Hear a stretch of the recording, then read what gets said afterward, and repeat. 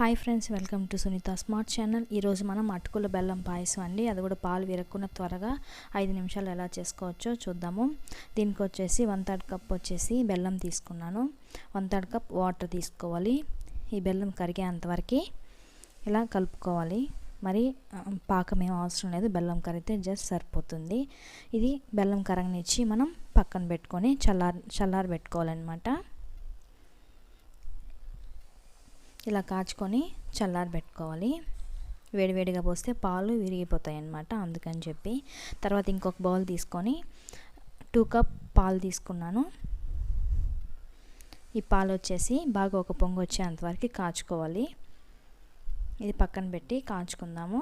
తర్వాత ఒక ప్యాన్ తీసుకొని అందులో 2 టేబుల్ స్పూన్ల గీ వేసుకోవాలి, నెయ్యి.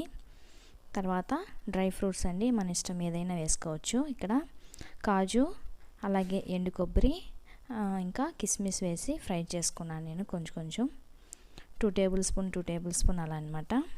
ఇది వెండి కొబ్బరి అయినా వేసుకోవచ్చు, మీ ఇష్టం. పచ్చి కొబ్బరి అయినా వేసుకోవచ్చు. ఇలా ద్వారగా వేయించుకొని నెయ్యిలో వేసుకుంటే ఆ టేస్ట్ అనేది బాగా తెలుస్తుంది అనమాట. అటుకుల మధ్యలో కిస్మిస్ కూడా వేసుకుంటే బాగుంటుంది టేస్ట్గా. తర్వాత అదే ప్యాన్లో 1/2 కప్పు అటుకులు అండి, ఇది గట్టి అటుకులు వేసుకొని నెయ్యిలో బాగా క్రిస్పీగా వేయించుకోవాలన్నమాట.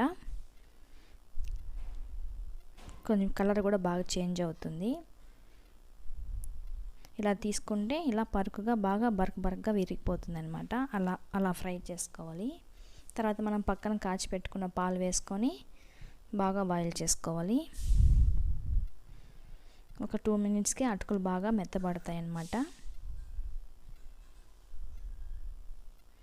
చూడండి, ఈ విధంగా ఒక 2 మినిట్స్కి అంతా బాగా అటుకుల్లో నానిపోతుంది.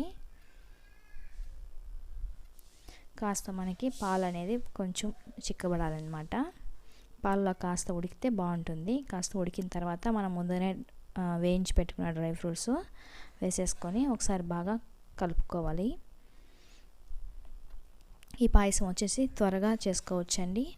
తర్వాత ఇది వేసుకున్న తర్వాత చల్లారి పెట్టుకోవాలి. చల్లారిన తర్వాతే మనం ముందుగా కాచి పెట్టుకున్న బెల్లాన్ని వేసి కలుపుకోవాలన్నమాట. చాలా బాగుంటుంది ఫ్రెండ్స్.